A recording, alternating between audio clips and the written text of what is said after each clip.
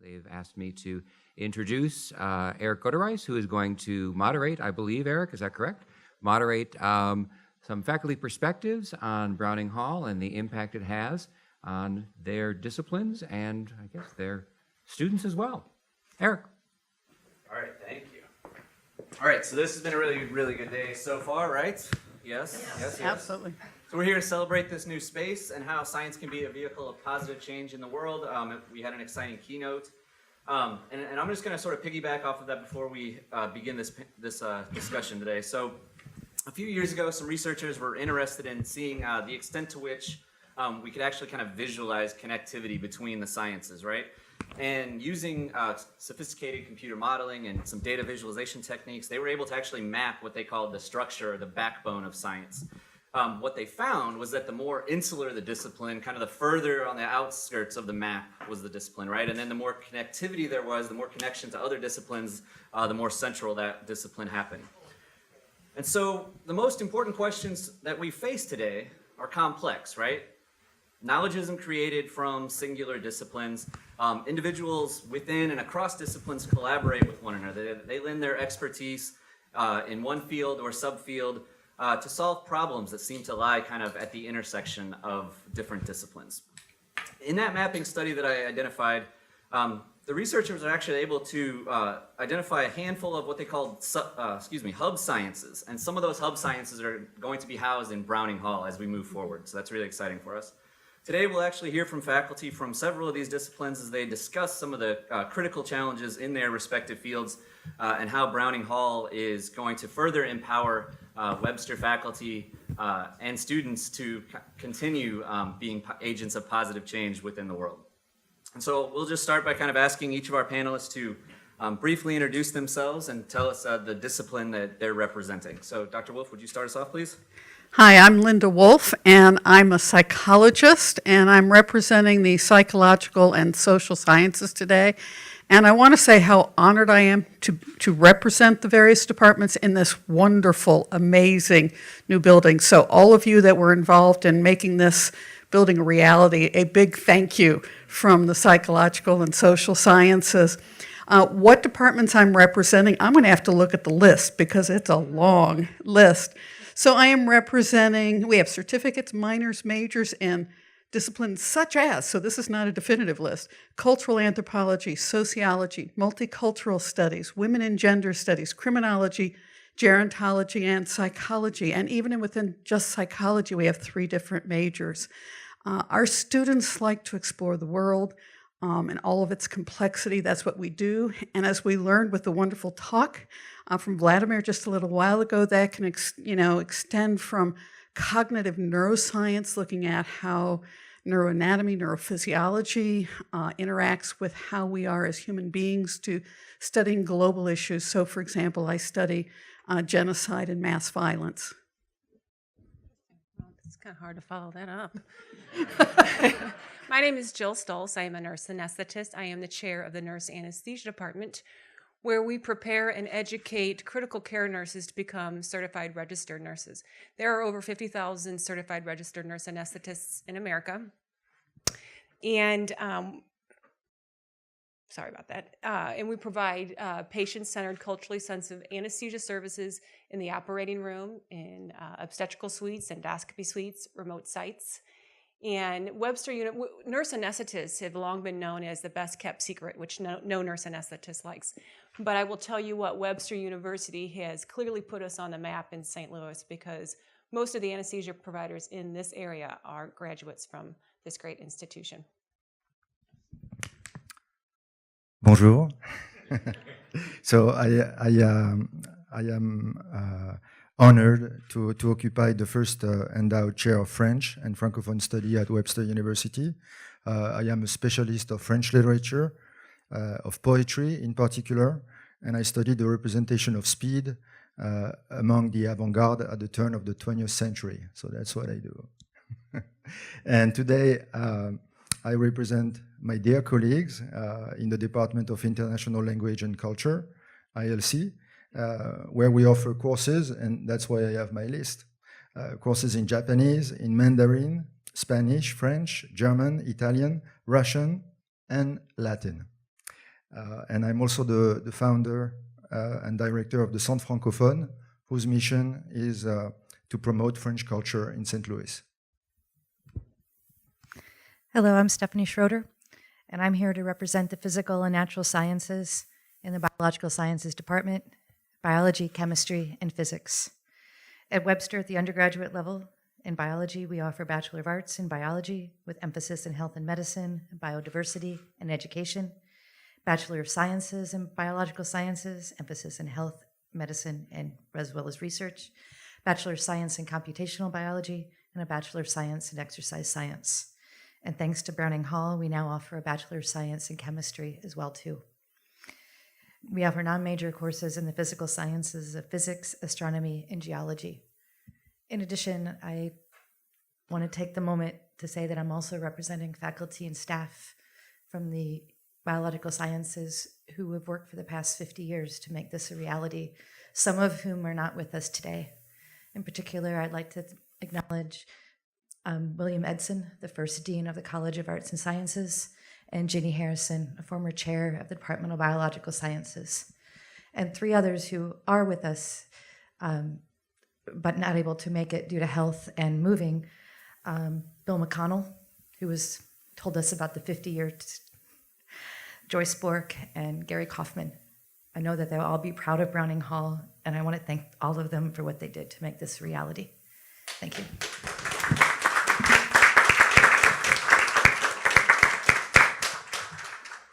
Thank you all for the introduction. And so now that the audience sort of knows who's on the stage and which disciplines they're representing, we asked our distinguished panel here to sort of just comment on some of the most pressing or challenging issues in their respective fields, or the most exciting kinds of questions that they're tackling. And so we'll sort of again just ask our panelists to comment on that question. So if you could speak to the most pressing challenges and most exciting questions, please. Yes, so that should be fun because I'm only representing 150 gazillion disciplines. Even within psychology, within the American Psychological Association, there are 56 different divisions or subfields of psychology, ranging from geropsychology to peace and political psychology. So it's an absolutely huge discipline. And then we add sociology and cultural anthropology, multicultural studies, et cetera. It becomes even more of a challenge to answer.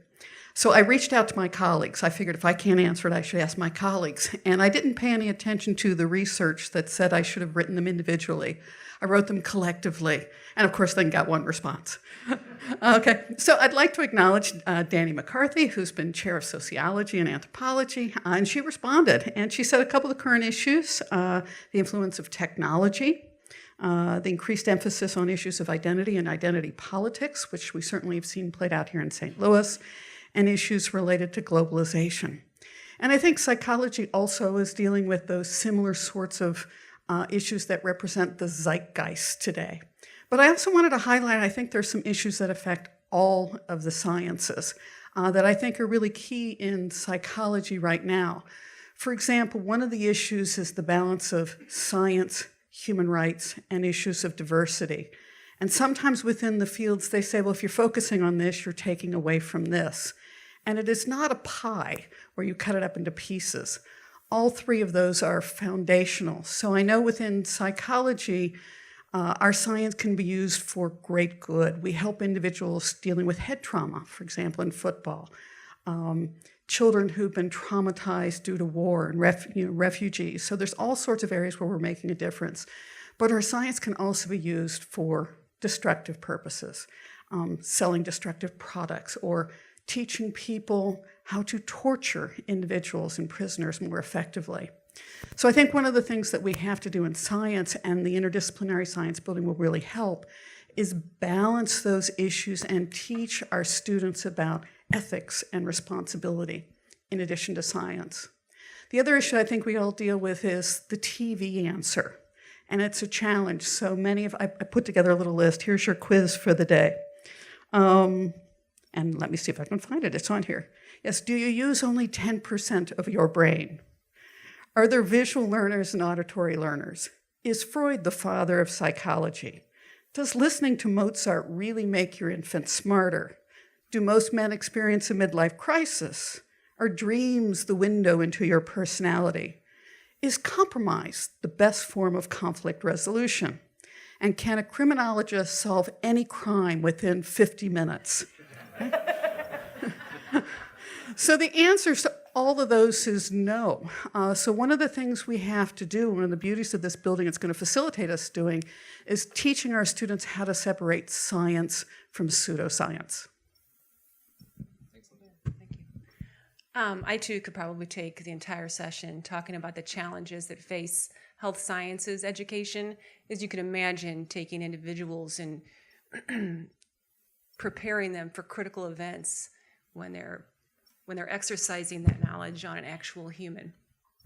There are 5 domains that are considered to present the greatest challenges to health science education. That is the learner, the system, the educator, technology, and economics.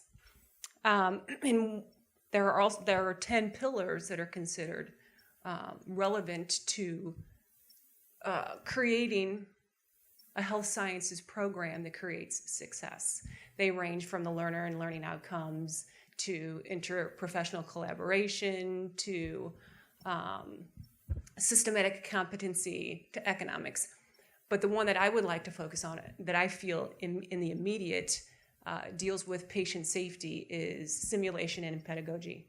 The new Browning Hall has provided us with an opportunity to provide our students with the opportunity to practice these techniques and scenarios in an environment that is completely risk-free to patients. And trust me, we can put them through something very rudimentary to something quite complicated. And they will all go through that by the time they graduate. For our new doctoral program that we'll be introducing next year, each student will have logged 120 hours of simulated experience of anesthetizing patients, putting them to sleep, and managing them through the entire surgical experience with 0 complications to quite a few complications. So by the time our students enter into the operating room, they will be quite prepared and quite capable to provide low-risk learner opportunities. So those are the challenges facing us, and those are how we're tackling those. So the main challenge we face is that only 7% of college students in America are enrolled in a language course. And consequently, according to the Modern Language Association, less than 1% of American adults today are proficient in a foreign language that they studied in a US classroom. And this is our main challenge. Meanwhile, 1 in 5 jobs are tied to international trade. And the language industry, which includes companies that provide language services and materials, employ more than 200,000 Americans who earn an annual median wage of $80,000. So that's a message we should convey. And as you know, at Webster, our mission statement stipulates that we educate, I quote, global citizens. Now, by hosting our department, our interdisciplinary building gives a new visibility to the importance of foreign languages and literature. And that's a very positive message for us. And as it happens, the Joint National Committee for Languages advocates, I quote, integrating language education with subjects ranging from biology to international relations to business and museum studies and more. So thanks to our new building, we will be able to increase the collaboration with other departments in the collegial spirit that is part of Webster University unique culture. For example, and I discussed that with my dear colleague in biology, we could study plants, describe plants scientifically, and show how they are represented in European literature or different literatures. In the case, of course, of French literature that I know, you could describe it from Montaigne, Rousseau, and to the botanists like Linné. And I wanted to remind as you may know, that Rousseau, to go back to the plenary we had before, Rousseau, of course, didn't know disciplines. He was an interdisciplinary man, because I remind you that he was making a living by copying musical scores in Geneva. He also profoundly transformed political thought in writing essays that would influence the founding fathers and the American Revolution.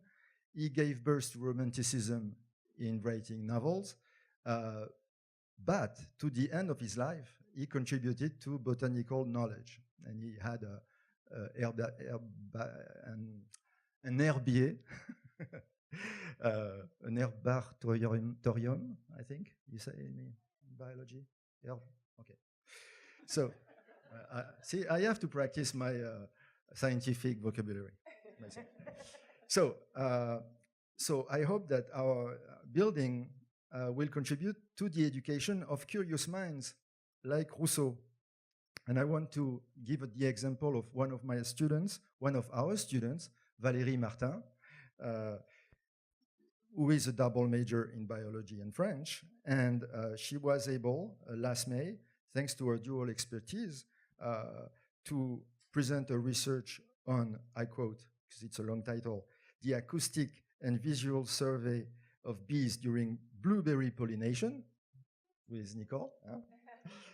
But she also presented in French the results of her research on environmental policies in France. And I'm sure that she has a great future in front of us, this young woman. So that is it. The main challenge is that we need to encourage our students to integrate foreign language in their first specialization with a twofold objective, that they should be stronger on the job market, thanks to their intercultural skills, and that they should think like true humanists.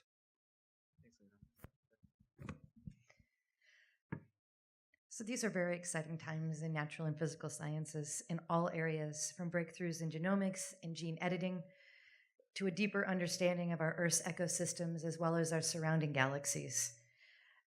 At the core, we have the immediate basic essentials of life, such as access to water, food, and shelter, all of which have a strong science component to which everybody should have access to in a meaningful way. But we also live in a world where poverty and riches live side by side and where the gap between them is increasing. And at the core, we're no closer to understanding and solving these global issues. They cross human as well as biological boundaries, integrate diverse systems, and are so large that they often seem unsolvable. Additional global problems include antibiotic resistance and pathogenic bacteria, emerging viral pandemics, and we need to better understand the molecular basis of our cognitive disorders at the level of genetics, biochemistry, and cell signaling. For example, Alzheimer's, where the initiating events that result in formation of the neurofibrillary tangles and the accumulation of beta amyloid. We've spent years chasing down beta amyloid, but the scientific community is no closer to a therapy. At the present, we don't even understand which comes first, the tangle or the amyloid. More generally, we have an issue of data manipulation and generally weak quantitative reasoning skills in incoming students. Data are everywhere. Big data is used as advertising and marketing, political campaigns, healthcare, and sports. And by not understanding how data are collected, analyzed, and presented, we are all at the mercy of the presenter of that information. While math, science, and some technology are taught as separate subjects, the power of treating the STEM subjects in an integrated fashion strengthens the understanding of each of them. And that is the power of Browning Hall, by bringing together the social, the science, as well as neighboring with the technology and mathematics to help students understand the integrated of these basic disciplines and to better be users of all this data. Thanks. So, wow, right? That is an incredibly broad array of problems and questions, and certainly no shortage of issues for us to tackle in collaboration, hopefully with our students. And so we'll sort of close this section, and then we'll open it up for some questions from you all. But we'll ask each of our panelists here to kind of talk to us about how Browning Hall specifically will empower you and your students to pursue these kinds of questions and to pursue answers to these sorts of issues that you've described. So Linda, would you like to start?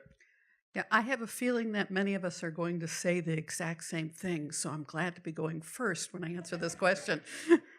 I think, as it's been repeated over and over and over again, it's that collaboration, that's interdisciplinary work that this building will really facilitate. I'm excited to perhaps explore in the future the development of a cognitive neuroscience program, because we couldn't do that in Webster Hall, but we have the ability to do that here in this new building. And I'm sure in sociology and criminology, the ability to really look at forensic science and trace evidence, those are going to be, the opportunities here are endless, and then looking at how that interrelates with psychology and biology, et cetera. So all sorts of new opportunities for students to work on research grants and projects and et cetera.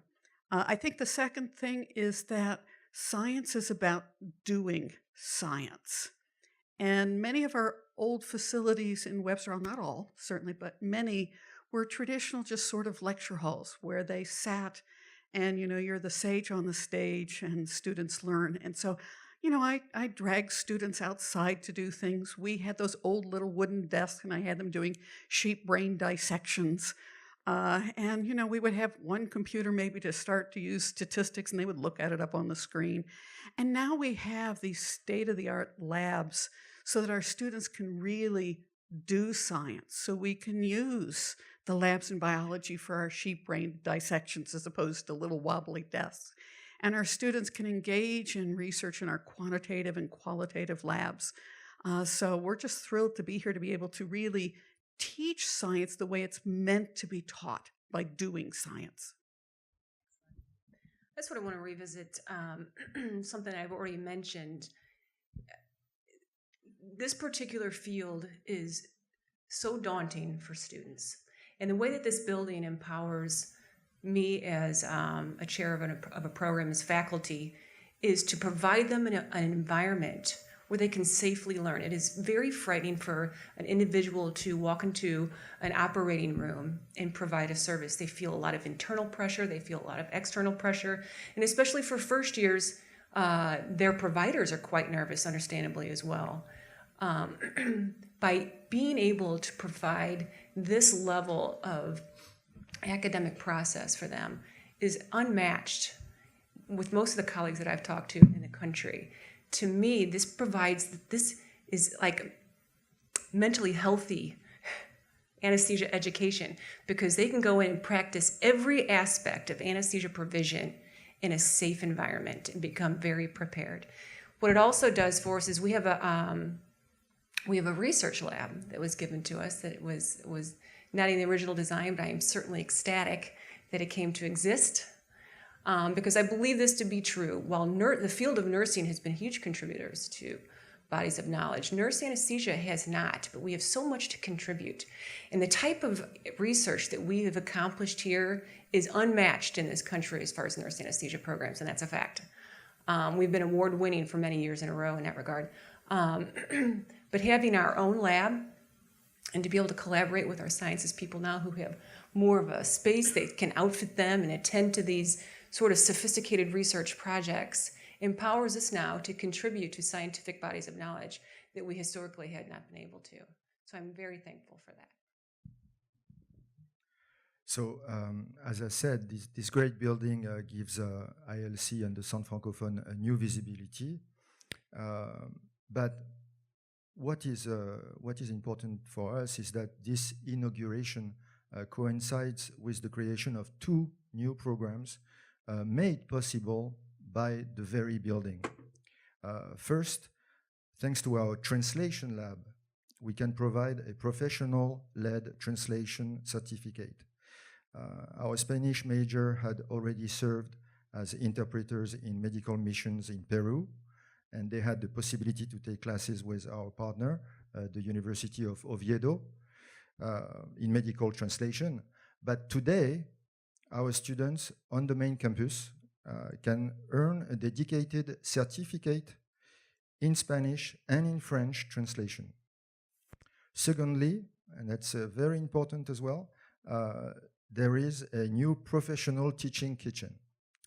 And in this kitchen, we can offer innovative ways of teaching foreign languages. With the kitchen lab, as our scientists call it, my scientist colleagues, well, our students will learn to cook by learning a foreign language and learn a foreign language by cooking, all in immersion, in full immersion, and only in the target language. Our students will also learn a new way of approaching culture through food. In French, for example, we study the intricacies of gastronomy and diplomacy during the reign of Louis XIV, or the birth of the Parisian café, alongside the revolutionary ideas of our Enlightenment philosophers. And of course, we discover Marcel Proust novel, and the influence of the philosopher Bergson by learning to make Madeleine. So you see the appeal. So, and thanks to these two, this kitchen and this professional lab, we are now uniquely positioned in St. Louis to offer this type of course. And our students have already responded enthusiastically to our new programs.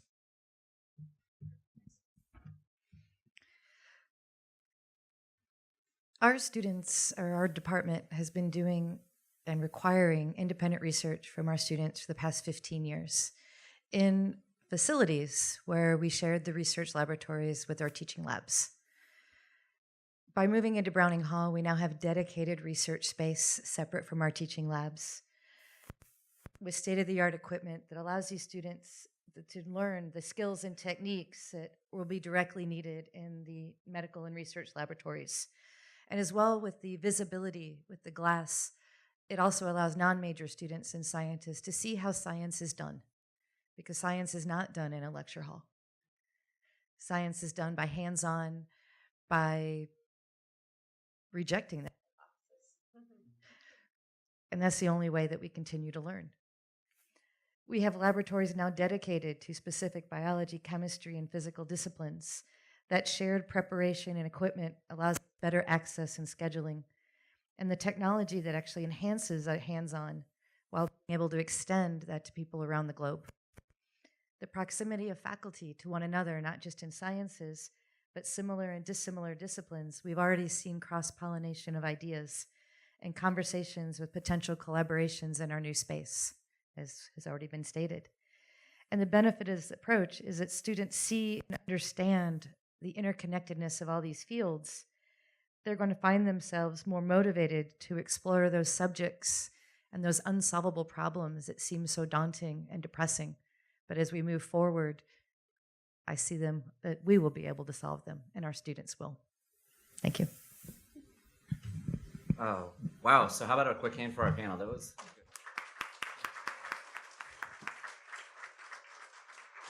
So I think I was trying to jot down some notes as they were speaking. So I think a lot of the exciting things that we see with this building, we see the cross-pollination, and this came up in a number of different answers. Definitely the potential for new programs and new connections, more ability to do science, more ability for students to actually learn the skills. We also heard a little bit about this being a window kind of into the process, right, and people being able to see into it. We heard about this building being a place where we can learn the culture. Not only the international languages and cultures that Professor Cuillé talked about, but also just the culture of being a professional in your field. This building with some of the labs that are here offer kind of a safe space for students to make mistakes, which is a critical part of learning, right? So I think we have some time right now to take some questions for the audience, and then we'll release you for a reception. So can we have some questions? Yeah, Chris? I don't know if we have mics. Are we doing the mic thing again? I'll give you this one. How's that? I think the mics are necessary for the recording. That's why. My name is Chris Parr. I'm Chair of Religious Studies here at Webster University, and we are one of the departments that is not in this building. I'm also a member of the Institute of Human Rights and Humanitarian Studies. I want to make sure that today doesn't go past without us recognizing our academic leaders, particularly Provost Schuster and also past Dean David Wilson, for the tremendous amount of time and opportunity they gave us as faculty and especially as department chairs into contributing to the design of this building, and acknowledge the architects and their excellent assistant here on campus for giving us an opportunity to really have real input into the spaces and places and equipment and so forth that this building has. And I'd like to ask for a vote of thanks to them for that before I ask my question.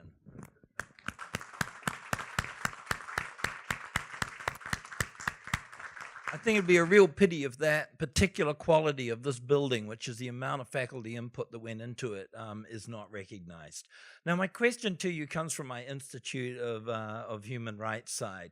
A couple of you touched on this, but I'd like to ask you to say, as listening to you, I was thinking maybe we should have a human rights conference on human rights and science and the sciences, huh? And I just thought to ask you if that were a theme that we were to get going in the next year or two or three, what particular issues in human rights related to science or the other way around would you like to suggest? Yeah, I think there are several ways we can approach that just from the use of science, but certainly an area that's been of concern for me is the issue of informed consent with individuals related to psychology, sociology, anthropology, et cetera. And there are historic abuses that we could cite from the Nazi science during World War II and the Japanese science during World War II. Tuskegee here in the United States, the Fernald School, where they gave orphan boys radioactive laced oatmeal to see the effects it would have, some of the Cold War experimentation. But even as we look today, there are issues of informed consent for people who have difficulty giving consent. So we're looking at issues of Alzheimer's disease. How does someone in mid or late stages of Alzheimer's disease give consent to treatment? And so I think there's a broad range of issues as well as the misuse of our science. And certainly within psychology, we've grappled with the issue of torture, for example, and that has made the headline news and something the APA has been embroiled in. Stephanie, do you have some additional thoughts? Well, you talked about informed consent. A lot of the genomics and informed consent is to, I know, Native Americans, whether or not when they've given their DNA samples, how much right do they have to the data afterwards. I was also thinking about the gap with gene therapy and now CRISPR technology of the ability that we have the ability to make edits in the genome, but are we now going to have almost two classes of do you have enough money or not to be able to afford that? And so, again, those differences, the disparities in wealth, as well as the technology, I see being a problem. Other questions?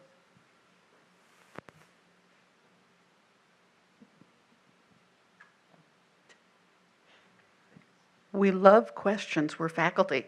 We're ready for fall break too. Maybe so. Think about it, because we do have one more speaker.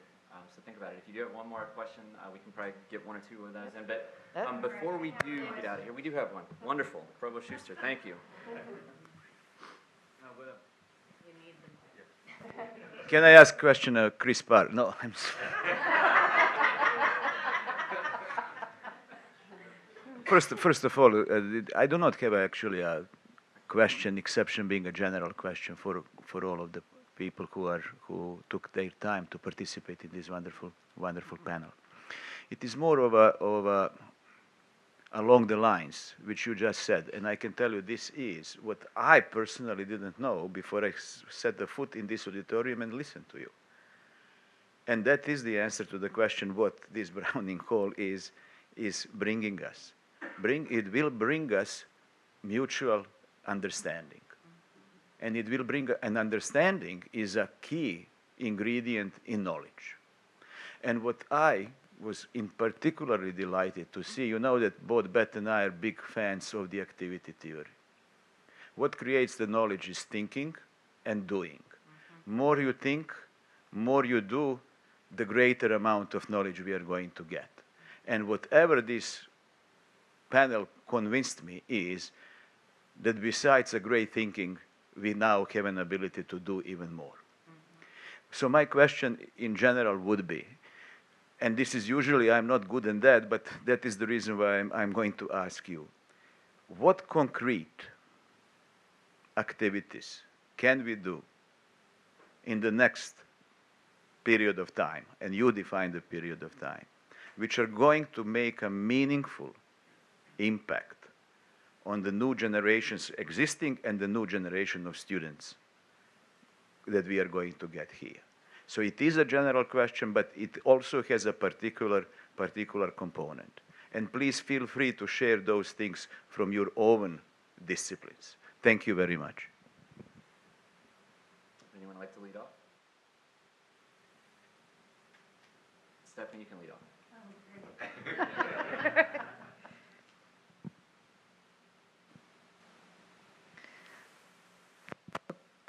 Concrete, just some activities we're already able to do in this building with the DNA sequencer that we have in the Open Research Lab. That we've run a successful genomic sequencing with DNA, and I will be in my gene expression class. It's now lecture and lab all in one room, which is so much better.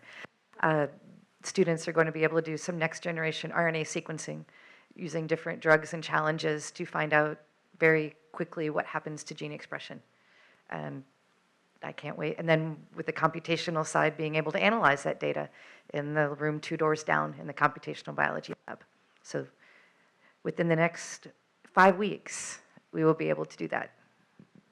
So I have something for you, Provost Chaucer. I know that you like chess, and I know that champions... No, but let me finish. I know that champions, it was very interesting to watch champions facing the machine. And I think that what we could organize in the new translation lab is a face-off between translation softwares and interpreters. Because the first thing I do when I gave my translation course on the Geneva campus was to defy Google Translate. And of course, Google Translate is improving, but makes a lot of mistakes. And this can have a huge impact, not only in diplomacy, where we have many examples of problems because of translation, but also on the daily life. So for example, the Clayton district, where my kids go to school, have a website in English, which can be instantly translated thanks to the magic of Google. The problem is that one day we were asked, so I tried it in French, and I was asked to fetch my kids who were attached in ropes. I thought, what's going on to my kids attached in ropes? And in fact, it was a common mistranslation. That can be, so you see, on a daily basis for parents, using Google Translate can be extremely stressful when you learn, if you are Chinese, for example, or Chinese, and you learn that your kids are attached with ropes, and you have to go quickly. So this is one practical example where, in fact, we can have students try the Google Translate and see what kind of mistakes the machine makes, and how it's important to be culturally competent, intercompetent, in order to not make these communicative mistakes. I just have a few. I mean, one, we can expand the amount of student research, and pretty soon we're going to be able to see some of our examples of student research out in the hallway with the various posters that are up there. We'll be able to just do more of that, which is wonderful. A couple of other thoughts that I've had that I've certainly had conversations with people over lunch is for our first-year students, doing some of the psychology and some experiments related to how to best study. issues of multitasking, because I'm sure if I asked how many of you are good at multitasking, some of you would raise your hands, and there is no such thing as a human being that's good at multitasking. But we can demonstrate that really quickly and easily in setting up some things for our incoming students so that they can learn how to be more successful, what works, what doesn't. The other thing I've talked about with my colleagues over lunch is having some high school psychology fairs come where they present their research, their literature reviews. Over 1 million students take psychology as an elective in high school currently. And there are about 350,000 students who take the AP exam. I know because I'm someone who grades those exams in the summer. But tapping into those students, making the connection so they can see the science of psychology beyond the high school, where I know they do a lot of activities, but how much more we can do on the college level. So those are some of my concrete examples. To sort of piggyback up on what Linda just said, last night during the event, an individual that came through on the tour, I didn't get his name, but I think he works with the Webster Grove School District. He was excited to bring his students into the labs and show them what we do. And that is something that I think a lot of times when we reach out to fairs, you're talking about something that it's difficult for people to conceptualize, but if we can bring them now to the these state-of-art facilities, you can really inspire kids and give them direction on where they wanted to go and hopefully here. So that is something I would like to do, to start reaching out to schools, nursing schools, high schools, and set up career fair days here where they can come in and do our facilities. So some good ideas here. Where are we at with time? Keep going. I think maybe one more quick one, Victoria. Sorry.